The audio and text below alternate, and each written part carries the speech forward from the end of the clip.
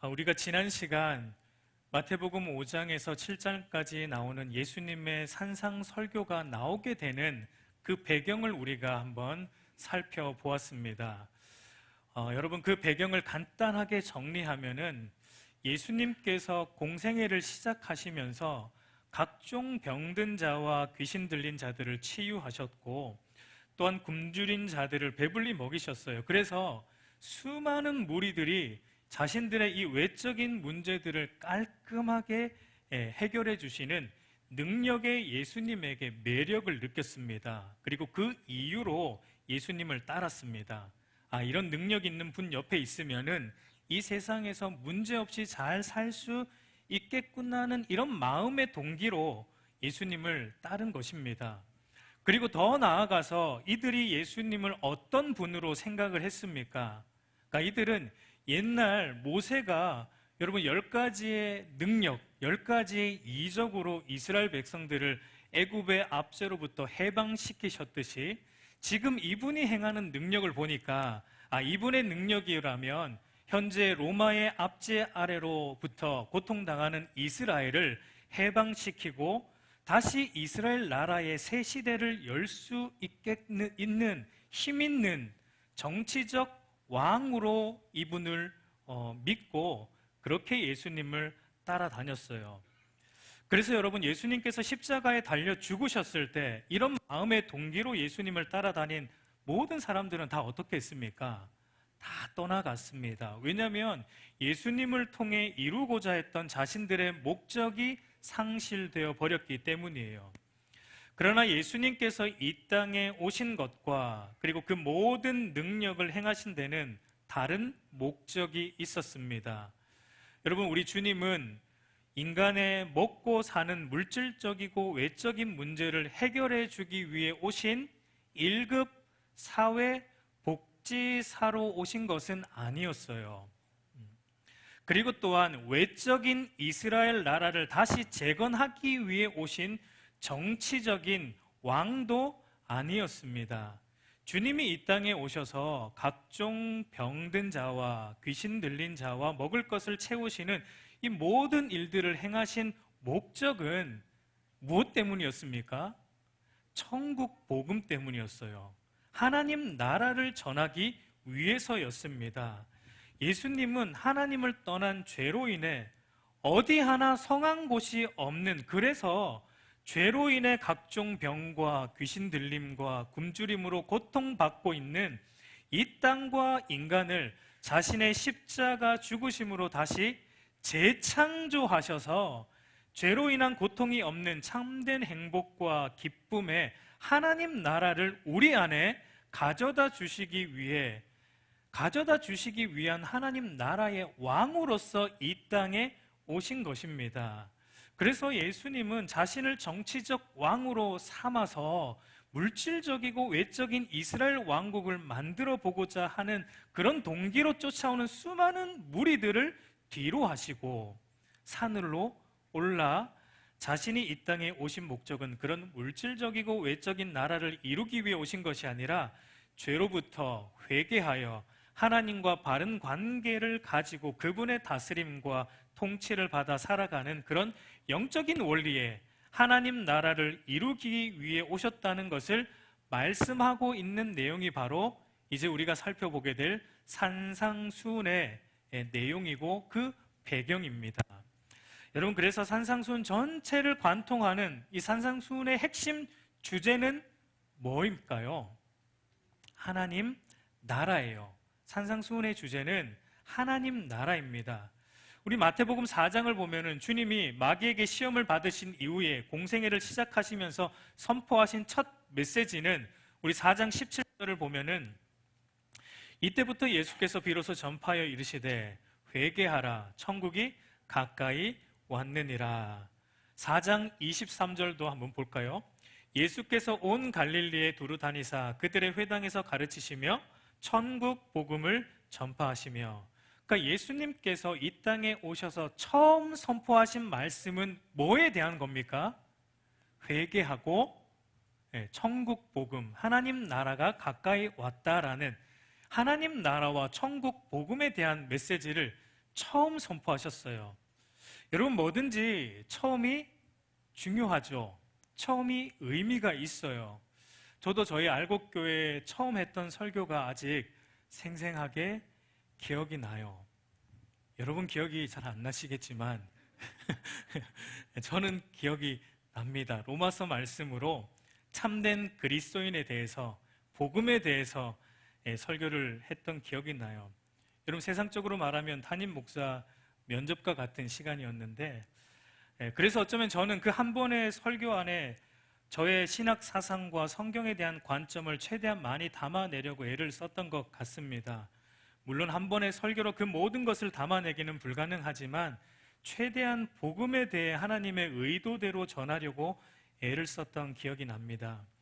어쩌면 예수님도 그런 마음으로 이 첫 메시지를 선포하고 있지 않을까라는 생각을 해봅니다. 그러니까 예수님의 모든 사상과 예수님의 모든 사역의 방향성을 담고 있는 그분의 첫 번째 메시지, 첫 번째 말씀은 다른 것이 아니라 회개의 촉구와 하나님 나라였다라는 것. 여러분, 우리가 알곡교회 핵심 가치를 9가지를 하지 않았습니까? 근데 예수님이 가지고 있는 핵심 가치는 2개였어요. 회개의 촉구와 하나님 나라였습니다. 여러분, 산상수훈 첫 메시지인 오늘 우리가 읽었지만 팔복도 보면은 이렇게 시작을 합니다. 우리 3절을 보면은 심령이 가난한 자는 복이 있나니 천국이 그들의 것이며, 그리고 마지막 8번째 복에 대해서도 이렇게 말을 하세요. 10절을 보면은 의를 위하여 박해를 받는 자는 복이 있나니 천국이 그들의 것이며, 그리고 이제 산상수훈의 말미 7장 말미에 와서 산상수훈 전체를 정리하시면서 우리 주님께서도 이렇게 또 말씀하시는데, 이 7장 21절을 보면 나더러 주여 주여 하는 자마다 다 천국에 들어갈 것이 아니요 다만 하늘에 계신 내 아버지의 뜻대로 행하는 자라야 들어가리라 라고 말합니다. 여러분, 여기에 공통적으로 등장하는 단어가 뭡니까? 천국이에요. 하나님 나라인 것을 볼 수 있습니다. 여러분, 그리고 예수님께서 십자가에 죽으시고 부활하시고 그리고 승천하시기 전까지 40일 동안 제자들과 함께 하시면서 제자들을 가르치셨는데 또 무엇을 가르치셨습니까? 사도행전 1장 3절 말씀 우리 한번 같이 읽어보도록 하겠습니다. 시작. 그가 고난받으신 후에 또한 그들에게 확실한 많은 증거로 친히 살아계심을 나타내사 40일 동안 그들에게 보이시며 하나님 나라의 일을 말씀하시니라. 여러분, 예수님께서 부활하시고 승천하시기까지 40일 동안 제자들에게 끊임없이 가르치셨던 그 주제가 무엇입니까? 하나님 나라였어요. 하나님 나라의 일에 대해서 40일 동안 말씀 사경회를 40일 동안 우리 주님이 하셨는데 그 주제가 하나님 나라였다라는 것을 우리가 볼 수 있습니다. 그러니까 예수님의 모든 관심은 여기에 있었어요. 하나님 나라가 어떤 나라인지, 그러니까 당신께서 가져오신 이 하나님 나라가 도대체 어떤 것인지를 보여내기 위해서 예수님은 모든 사역을 행하셨다라는 것을 우리가 볼 수 있습니다.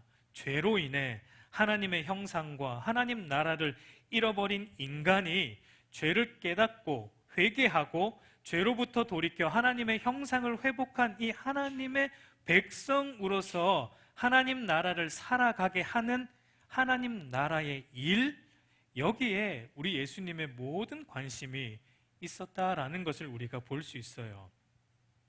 여러분, 그러면 예수님의 가르침과 사역의 핵심이 하나님 나라였다면 하나님 나라가 어떤 것입니까?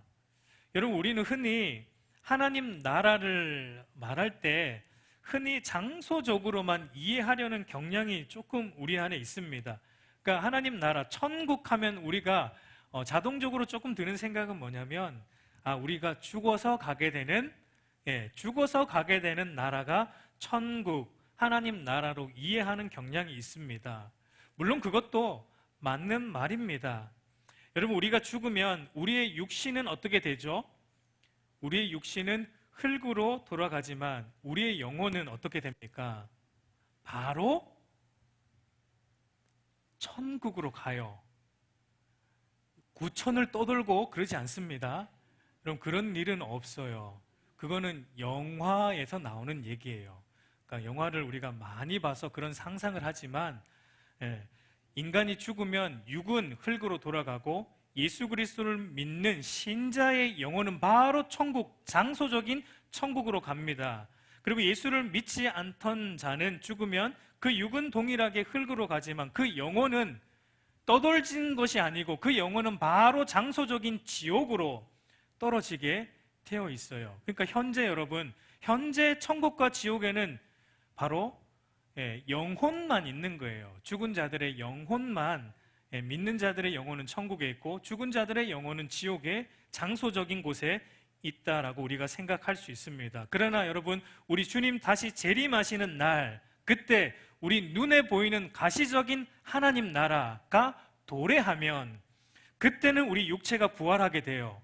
그리고 우리 육체가 부활해서 하늘에 있는 우리의 영혼과 육체가 부활체의 몸으로 하나가 되어서 영원히 그때는 부활체의 몸으로 우리는 장소적인 천국에서 하나님과 영원히 살 겁니다. 믿지 않는 자들은 동일하게 부활한 몸으로, 믿지 않는 자들도 부활합니다. 부활한 몸으로 사탄과 함께 동일하게 지옥에서 영원한 형벌 가운데 놓이게 돼요.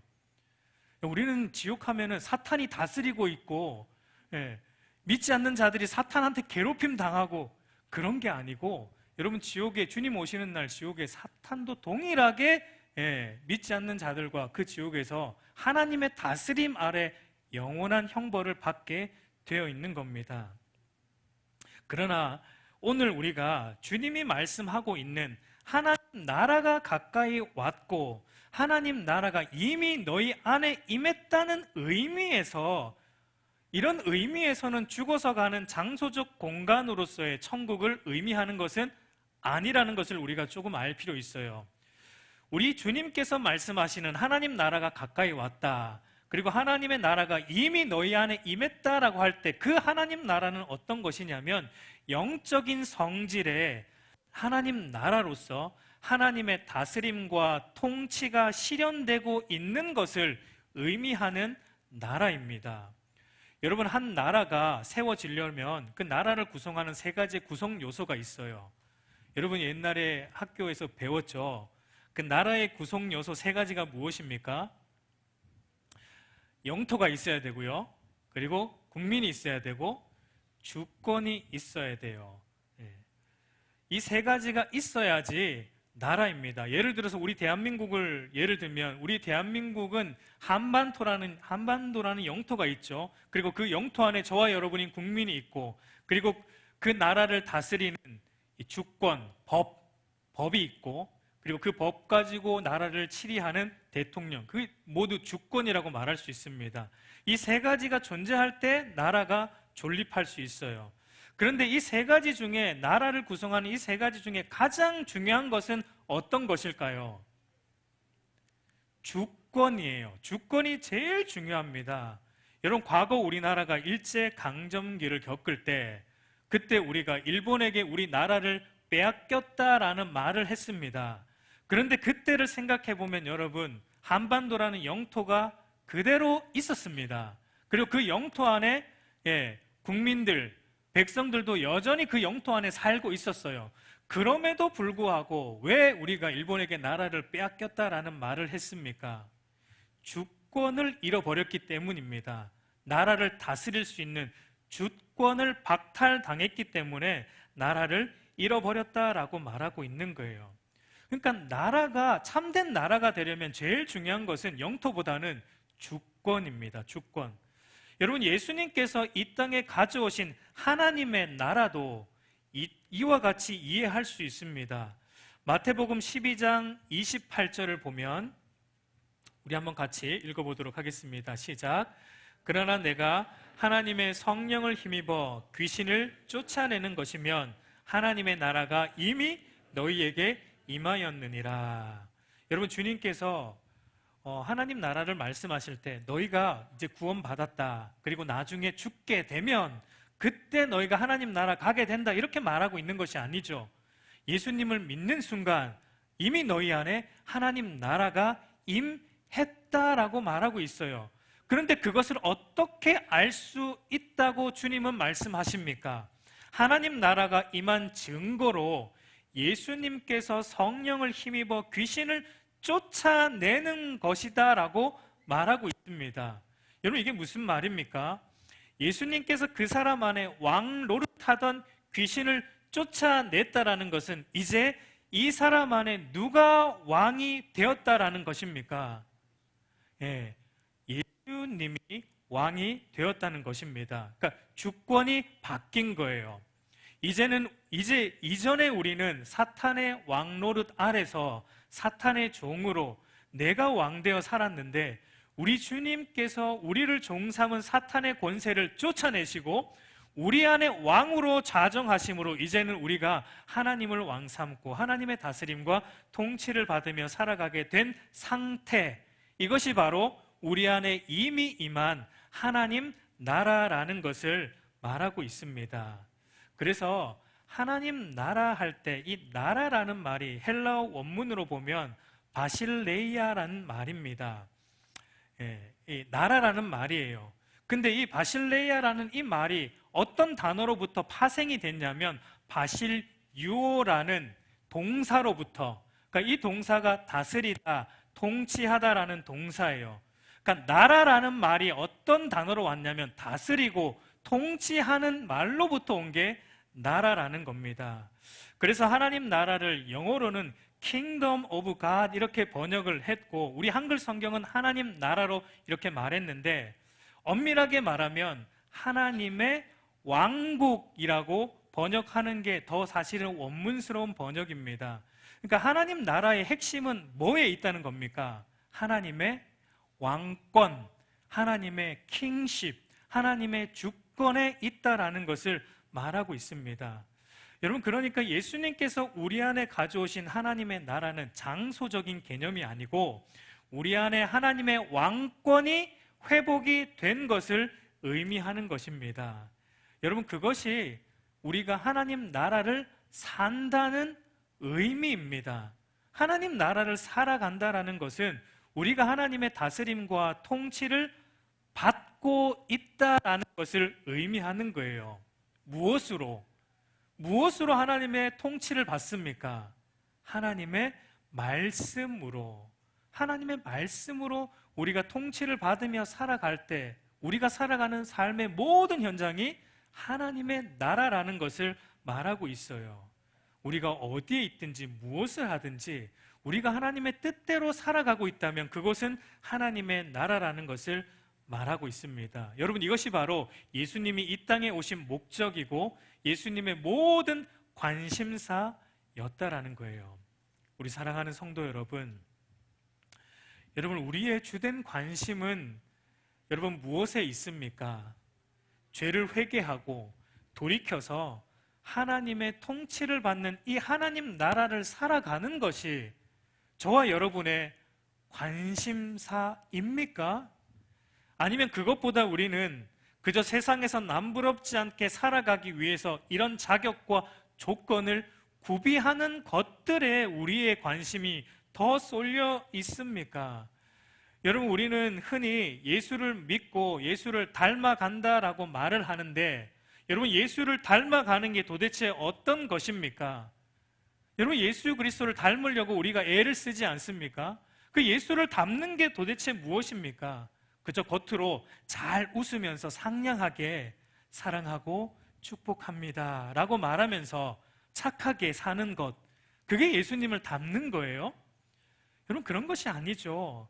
예수님의 관심이 나의 관심이 되어가는 것이 예수님을 닮아가는 사람이에요. 그래서 주님은 하나님의 다스림을 받으며 사는 이 하나님 나라가 어떤 것인지, 그 나라 백성의 모습은 어떠한지, 그 나라 백성은 어떻게 이 세상을 살아가는지에 대해서 이 산상수훈에서 주님께서는 모든 관심을 기울여 말씀하고 있는 것입니다. 여러분, 그 첫 관문이 오늘 우리가 읽은 팔복의 말씀입니다. 여러분, 이 팔복은 이 산상수훈의 핵심이에요. 하나님 나라를 이해하는 키와 같기 때문에 너무 중요합니다. 앞으로 2시간에 걸쳐서 팔복에 대한 전체적인 그림을 조금 그려보려고 합니다. 팔복에 대한 큰 그림을 우리가 한번 그려보고 그 다음에 팔복의 목록들 하나하나 차근차근 우리가 함께 살펴보고자 합니다. 먼저 팔복에 대한 큰 그림을 우리가 그려볼 텐데, 여러분, 팔복은 첫 번째로 팔복은 하나님의 백성, 그러니까 거듭난 신자의 성품, 신자의 상태를 말하는 것입니다. 그러니까 여러분, 이 팔복을 우리가 오해하면 안 되는 게, 팔복은 하나님의 백성이 되기 위한 조건, 조항이 아니라는 것입니다. 흔히 우리가 이 팔복을 보면 전부 이러한 사람은 복이 있나니 라는 말로 시작이 되기 때문에 우리가 이렇게 오해하는 경향이 있어요. 그러니까 심령이 가난한 것으로 예를 들자면, 지금은 내가 심령이 가난하지 않은데, 덜 가난한데 앞으로 내가 심령이 가난해지면, 심령이 가난해지는 조건을 내가 구비하면 그때 내가 하나님의 백성이 되고 하나님께 복을 받고 그때 천국을 소유하게 된다라고 이해하는 것입니다. 여러분, 혹시 이렇게 이해하고 계신가요? 잘못된 것입니다. 잘못된 이해예요. 앞으로 살펴보겠지만 팔복에 나오는 이 8가지의 성향들, 8가지의 특징들은 우리 인간이 스스로의 노력으로 구비할 수 있는 것들이 절대 아니에요.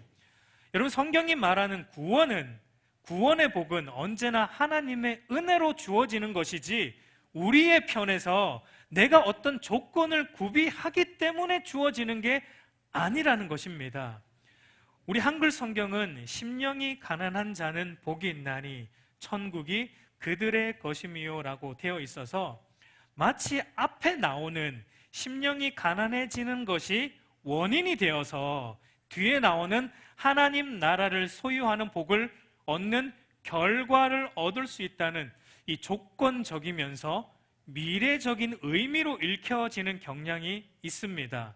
그러니까 너희가 심령이 가난해지면 앞으로 너희가 복을 받고 앞으로 너희가 성도가 되고 너희 안에 천국이 임할 것이다라는 조건적이면서 미래적인 의미가 있는 것처럼 보이지만 원문은 다릅니다. 여러분, 원문은 헬라어 원문은 이렇게 되어 있어요. 잘 들어보십시오. 복이 있도다 심령이 가난한 너희들아, 왜냐하면 하나님 나라가 너희의 것이기 때문이다. 그러니까 여러분, 원문의 뉘앙스가 뭐냐면 선포형이에요. 선포형. 그리고 전부 현재형이에요. 선포형이면서 현재형입니다. 무슨 말이냐면 팔복에 나오는 이 모든 성품들은 전부 결과로 나타나는 것들이라는 것을 우리에게 말해주고 있는 거예요. 이런 의미입니다. 너희는 이미 하나님의 복을 받아 심령이 가난해진 자들이다. 왜냐하면 너희는 이미 천국, 곧 하나님의 통치 안에 있기 때문이다 라고 말하고 있는 거예요. 이것은 여러분 결과를 말하고 있는 겁니다. 여러분, 그러면 이런 결과가 생기려면 어떤 원인도 있어야 되는 것이죠. 그 원인은 무엇입니까? 그것은 요한복음 3장을 보면 예수님과 니고데모의 대화를 보면은 그 원인을 찾을 수 있는데, 요한복음 3장 3절 우리 한번 같이 읽어보도록 하겠습니다. 시작. 예수께서 대답하여 이르시되 진실로 진실로 너에게 이르노니 사람이 거듭나지 아니하면 하나님 나라를 볼 수 없느니라. 그러니까 하나님 나라를 보는 것, 달리 말해서 하나님 나라를 소유하고 하나님 나라를 살아가는 그 결과를 얻기 위해서는 뭐가 원인이 되어야 됩니까?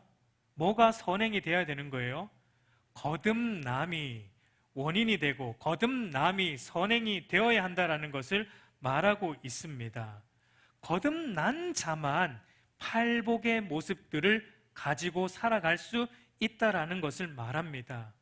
여러분, 거듭난다라는 것은 죄로 인해 죽었던 우리가 다시 살아나는 것을 의미합니다. 에베소서 2장 1절을 우리 한번 또 같이 읽어보겠습니다. 시작. 그는 허물과 죄로 죽었던 너희를 살리셨도다. 여러분 보십시오. 예수님께서 우리를 죽을 뻔한 너희들, 거의 죽을 뻔했는데 죽기 전에 내가 너희를 살려냈다, 이렇게 말하고 있지 않죠. 너희는 죽었다예요. 이미 죽었어요. 생명이 끊어졌습니다. 그러니까 죽었던 너희들, 그러니까 우리는 영적으로 완전히 죽은 존재였다는 겁니다. 죄로 인해서. 그래서 우리 주님께서 거듭나야 한다라는 말은 이 죄와 허물로 인해 죽었던 너희가 성령을 통해 새롭게 살아나야 한다라는 것을 말하고 있습니다. 여러분, 그래서 거듭난다라는 것은 정체성의 변화를 의미하고, 달리 말해서 우리의 마음과 성량의 총체적인 새로움과 변화를 의미한다라고 말할 수 있습니다. 여러분, 우리가 거듭나기 전에 우리의 성향이 죄로 치우쳐 있었어요. 여기서 죄라는 것은요, 눈에 보이게 우리가 뭐 나쁜 짓을 하는 그런 의미가 아니고, 죄의 본질은 내가 내 인생의 주인이 되어서 나의 소견에 옳은 대로 생각하고 말하고 행동하며 사는 것을 말합니다. 그러니까 거듭나기 전에 우리는 나의 소견에 옳은 대로 생각하고 말하고 행동하며 살았어요. 그게 바로 죄와 허물로 죽었다라는 모습입니다. 그런데 거듭나서 새롭게 살아나면 우리의 정체성과 마음의 성향이 완전히 바뀌는데, 어떻게 바뀝니까? 이제는 나의 소견에 옳은 대로 생각하고 말하고 행동하는 것을 죄로 여기게 돼요. 그래서 우리의 마음의 성향이 나의 생각과 논리가 아니라 하나님의 소견에 옳은 것이 무엇인지에 계속 기울어지게 되는 것입니다. 그러니까 바울의 말처럼 먹든지 마시든지 무엇을 하든지 하나님의 말씀이 요구하는 것에 우리의 마음이 다 기울어지게 되는 이 정체성의 변화, 마음의 성량의 변화가 일어나게 되는 것입니다. 여러분, 이것이 바로 거듭남의 모습이에요. 그래서 여러분, 거듭난 신자는 나라는 존재의 의미, 나의 정체성을 여러분 어디에서 찾게 됩니까? 여러분, 이 세상의 모든 보편적인 인간들은 자신의 존재의 의미와 그리고 자신의 존재의 이 정체성을 어디에서 찾냐면, 내가 가지고 있는 물질, 내가 살고 있는 큰 집, 남들이 알아주는 나의 직업과 나의 지위와 신분에서 나의 존재됨의 의미를 찾습니다. 거기에서 나의 정체성을 확립하려고 합니다. 그러니까 남들에게 나의 정체성을 드러낼 때, 나를 소개하려고 할 때 어떤 회사에 어떤 직함이 새겨져 있는 그 나의 명함으로 내밀면서 나의 존재됨, 나의 정체성을 찾는 것입니다. 그러나 성령으로 거듭난 신자는 그것에서 자신의 정체성을 찾지 않아요. 우리 요한복음 3장 30절을 보면 그는 흥하여야겠고 나는 쇠하여야 하리라. 여러분, 세례 요한은 자신의 정체성을 자기 자신이 아니고 예수 그리스도가 나의 삶에 드러나는 것에서 찾고 있습니다. 갈라디아서 2장 20절을 보면 우리 한번 같이 읽겠습니다. 시작. 내가 그리스도와 함께 십자가에 못 박혔나니 그런즉 이제는 내가 사는 것이 아니요 오직 내 안에 그리스도께서 사시는 것이라. 이제 내가 육체 가운데 사는 것은 나를 사랑하사 나를 위하여 자기 자신을 버리신 하나님의 아들을 믿는 믿음 안에서 사는 것이라. 여러분, 바울은 자기의 정체성을 어디에서 찾고 있습니까? 영적으로 죽은 자신을 살리시기 위해 십자가에 죽은 하나님의 아들 예수 그리스도를 믿는 믿음에서 자기의 정체성을 찾고 있는 것을 보게 돼요. 이것이 바로 거듭난 신자의 모습입니다. 여러분, 거듭난 신자는 자신의 정체성을 자기에게서 나오는 어떤 것, 나의 신분, 나의 지위, 나의 권력, 나의 배경, 내가 소유한 어떤 것으로 찾지 않아요. 왜 그렇습니까? 그럼 모든 것은 죄와 허물로 죽은 존재가 찾는 것이기 때문이에요. 거듭난 신자는 죄와 허물로 죽은 우리를 다시 살려 새로운 존재가 되게 하신 그리스도와 그분이 하신 일에서 우리의 정체성을 찾는 자들입니다. 여러분, 그래서 팔복은 이런 내용이에요. 팔복은 거듭난 신자 안에 성령 하나님께서 새롭게 부여하신 새로운 정체성입니다. 하나님 나라의 성품을 말하고 있고 하나님의 백성의 정체성을 의미하고 있는 것입니다. 여러분, 그런 점에서 이 팔복에 나오는 8가지의 이 성량들은 거듭남을 통해 하나님 나라 백성이 된 신자의 새로운 성품을 말하는 것이지 앞으로 너희가 이렇게 되어야 된다 이런 의미가 아니라는 거예요. 앞으로 너희가 이렇게 되어야지 너희가 천국을 갈 수 있다 이런 의미가 아니라는 겁니다. 이미 너희는 이런 자가 되었다, 그래서 너희는 천국 백성이다라는 하나님의 선포라는 것을 우리가 기억할 필요가 있습니다. 그리고 또 하나 우리가 오해하지 말아야 될 것은 팔복에 나오는 이 모든 성품과 성량들은 여러분, 우리가 태어나면서부터 선천적으로 가지고 나오는 우리 기질이 있습니다. 기질이 있어요. 그런 것도 아니다라는 것을, 그것과 구별된다라는 것을 우리가 알아야 돼요. 에스겔서 36장 26절과 27절 우리 한번 같이 읽습니다. 시작. 또 새 영을 너희 속에 두고 새 마음을 너희에게 주되 너희 육신에서 굳은 마음을 제거하고 부드러운 마음을 줄 것이며 또 내 영을 너희 속에 두어 너희로 내 율례를 행하게 하리니 너희가 내 규례를 지켜 행할지라. 여러분, 이 말씀도 에스겔 선지자가 성령 하나님께서 장차 거듭나게 하시는 일에 대해서 예언하는 내용인데, 성령 하나님이 우리 안에 오시면 우리의 굳은 마음은 내가 주인된 마음이에요. 내가 주인되어 살아가는 죄악된 마음이에요. 근데 그 마음을 성령께서 오시면 제거해 주십니다.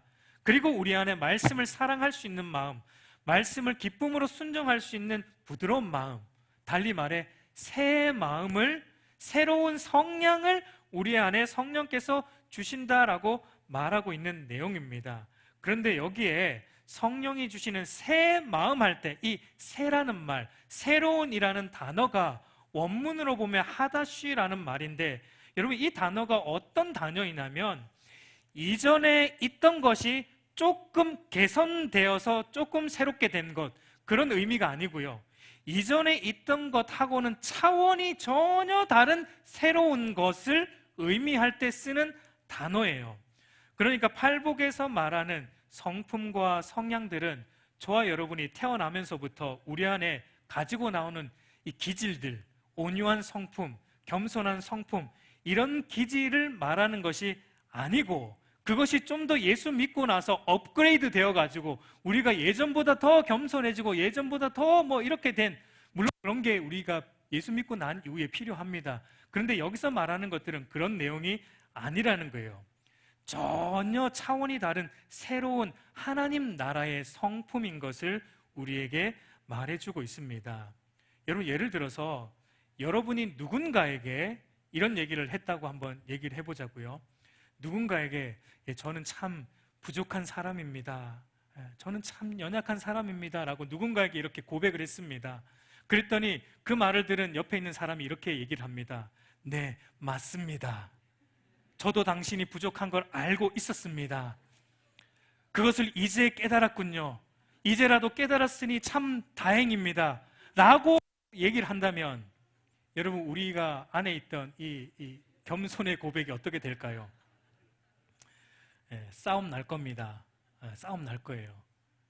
물론 기질적으로 굉장히 성품이 잘 참는 사람이 있어요. 저 같은 사람.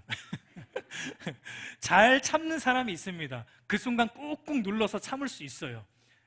기질적으로 잘 참는 사람은 꾹꾹 눌러서 참습니다. 그런데 속으로는 뭐라고 할까요? 속으로는 지는 뭐 잘났나 이렇게 또 얘기를 할 거예요. 그러니까 팔복에 나오는 성품들은요, 이런 게 아니라는 거예요. 우리가 선천적으로 가지고 나오는 결함이 있는 기질, 그냥 우리가 참을 수 있는 것까지 참을 수 있는 그런 기질을 말하는 것이 아니고, 전혀 다른 새로운 하나님이 우리에게 부여해 주시는 하나님 나라의 성품이라는 것을 말하는 것입니다. 여러분, 그래서 베드로는 이 팔복의 성품을 이렇게 표현해요. 베드로후서 1장 4절을 보면 이로써 그 보배롭고 지극히 큰 약속을 우리에게 주사 이 약속으로 말미암아 너희가 정욕 때문에 세상에서 썩어질 것을 피하여 신성한 성품에 참여하는 자가 되게 하려 하셨느니라. 그러니까 이 팔복의 성품은 신성한 성품이에요. 신적 성품이에요. 우리가 태어나면서 가지고 나오는 기질이 아니고 하나님으로부터 나오는 신성한 성품이다라고 말하고 있습니다. 우리가 앞으로 계속 살펴보겠지만 여러분, 심령이 가난하다라는 것도 흔히 우리가 알고 있는, 우리가 뭐 좀 마음을 비운다든지 자신을 낮추는 겸손을 의미하는 것이 아니에요. 그런 것은 여러분, 예수 안 믿는 사람들도 누구나 다 할 수 있는 겁니다. 팔복은요, 예수 안 믿는 사람들은 못하는 것들이에요. 그건 예수 안 믿는 사람들도 할 수 있어요. 팔복이 말하는 심령의 가난함은 나의 무자격함을 아는, 그러니까 달리 말해서 나의 죄인됨을 아는 마음을 말하는 겁니다. 자신의 죄를 직시하고 그 죄를 해결할 능력이 내 안에 없다는 그 영적 파산 상태에 이르는 사람, 영적 가난함에 이르는 사람, 그게 바로 팔복이 말하는 심령의 가난함입니다.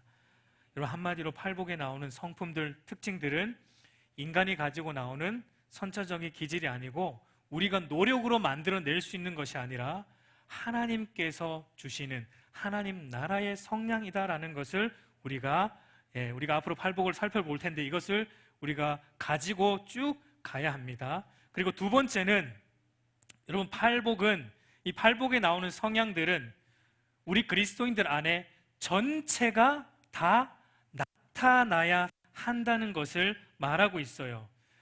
여러분, 모든 성도들은 이 팔복이 다 나타나야 돼요.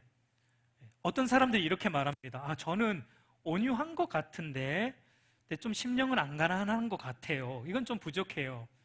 저는 심령은 좀 가난한 것 같은데 애통하는 거는 없는 것 같아요. 여러분, 이거는 잘못된 거라는 겁니다.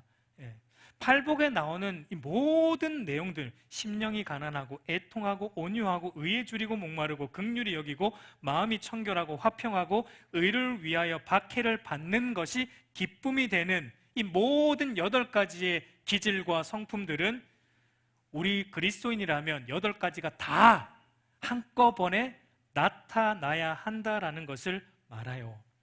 여러분, 가톨릭은 성도를 둘로 나눕니다. 평범한 성도와 성자의 레벨에 들어가는 뭔가의 남다른 성도로 가톨릭은 이렇게 둘로 나누어요.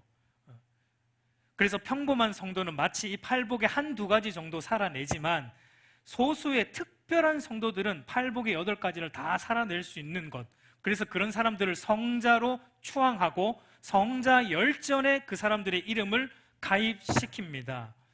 그리고 여러분, 가톨릭은요, 목회자와 성도도 철저하게 구분시킵니다. 제가 가톨릭으로 가면 굉장히 대접받는 거예요. 가톨릭은요, 목회자와 평신도를 완전히 구분시켜 놓는 거예요. 여러분, 그거 잘못된 거죠. 물론 직책과 역할에 있어서 구분이 있습니다. 저와 같은 목회자는 전문적으로 성경을 공부하고 연구해서 가르치는 목회자로 부름받았다라는 점에서는 여러분과는 조금 달라요. 그러나 목회자나 평신도는 모두 다 하나님 앞에서 하나님의 백성으로서는 동일한 겁니다. 달리 말해서 어떤 성도들은 그렇게 생각하는 거예요. 목사님이니까 팔복을 다 살아낼 수 있고 우리는 평신도니까 팔복의 한 4가지 정도만. 이거 틀렸다는 겁니다. 잘못된 관점이라는 거예요.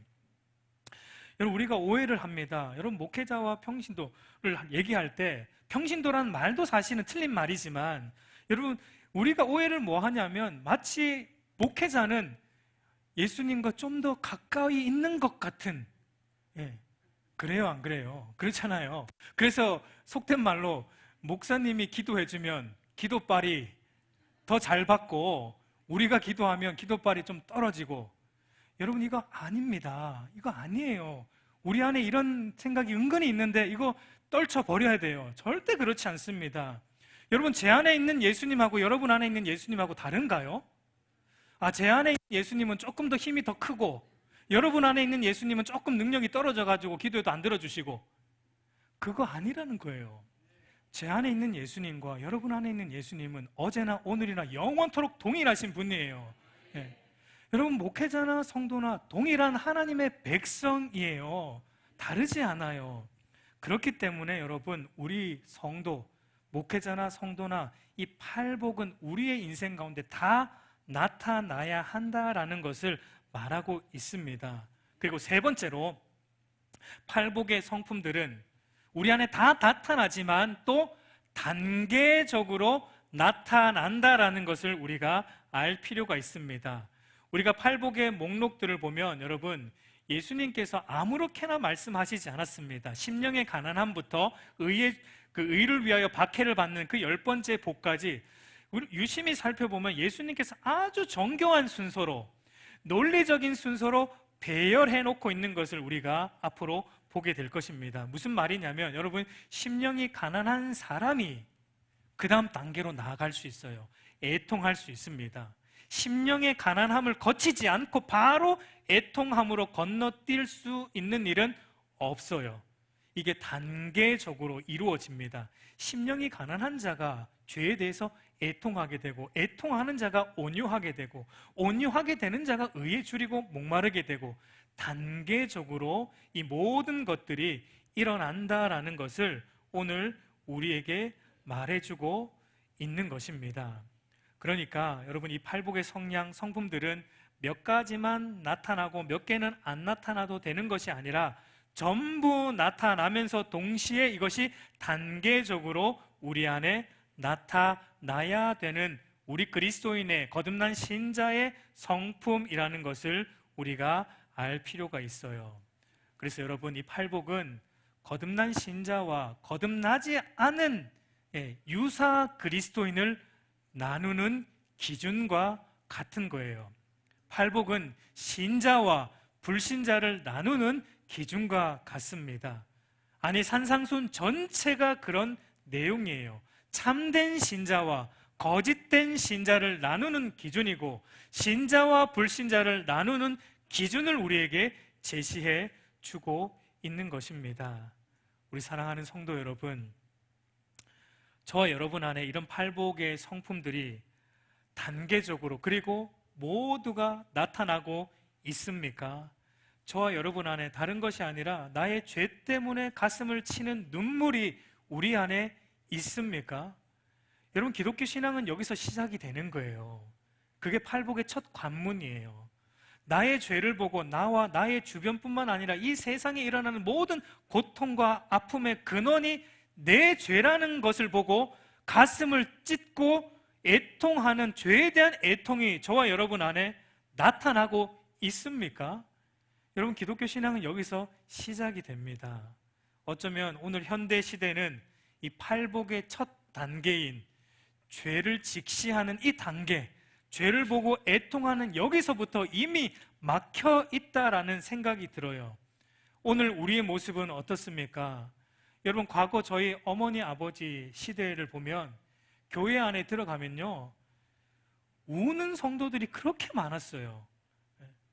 그렇게 울며 기도하는 성도들이 많았습니다. 자신의 죄를 하나님 앞에 토로하면서 눈물로 기도하는 성도들이 넘쳐났던 한국 교회의 역사가 있었어요. 그런데 오늘 소위 현대 세련된 기독교, 오늘 소위 현대, 이 21세기의 이 현대 아주 세련된 기독교를 살아가는 세련된 신앙인들인 우리의 모습은 그런 게 없어요. 눈물이 없습니다. 죄에 대한 애통이 조금도 없어요. 여러분, 그 말을 조심스럽게 말하자면 오늘날 교회 안에 참된 그리스도인이 있을까라는 의문을 던지게 되는 것입니다. 우리 사랑하는 성도 여러분, 이제 말씀을 맺겠습니다. 우리는 스스로에게 진지하게 그리고 정직하게 질문해 봐야 해요. 과연 나는 죄와 허물로 죽은 존재에서 성령으로 거듭나게 하시는, 성령의 거듭나게 하시는 은혜를 통해 새로운 존재가 되었는가? 그래서 내 안에 거듭난 신자의 성품은 이 팔복의 성품들이 나타나고 있는가? 팔복의 성품들이 우리 안에 없다면 하나님께 겸손히 엎드려 여러분 기도해야 할 것입니다. 죄로 인해 죽은 우리의 심령이 성령의 거듭나게 하신 은혜로 다시 살아나게 해달라는 그 기도를 눈물로 우리는 해야 할 것입니다. 그리고 여러분, 팔복의 말씀을 앞으로 보는 가운데 저와 여러분 안에 이런 팔복의 성품들이 나타나고 있다면 그것은 순전히 하나님의 은혜입니다. 이것은 저와 여러분의 힘과 노력으로 이루어지는 것이 아니에요. 순전히 우리의 죄를 사하시기 위해 대신 십자가에 죽으신 그 예수 그리스도의 구속의 은혜와 하나님의 사랑에 기인하여서 우리에게 주어진 은혜의 성품들인 것입니다. 그래서 여러분, 팔복 앞에 선 성도는 바울과 같이 어떠한 공로도 자신에게 돌릴 수 없고 나의 나 된 것은 오로지 하나님의 은혜로 된 것이다 라는 고백밖에 우리는 할 수 없어요. 나에게 돌릴 영광은 단 한 조각도 없다라는 것을 처절하게 깨닫게 된 거듭난 심령 안에 팔복의 열매가 맺히는 것입니다. 그런 팔복의 복과 팔복의 은혜가 저와 여러분 안에, 우리 알곡교회 안에 이 팔복을 살펴보는 가운데 맺혀지는 놀라운 역사와 은혜가 있기를 우리 주님의 이름으로 축복합니다. 아멘.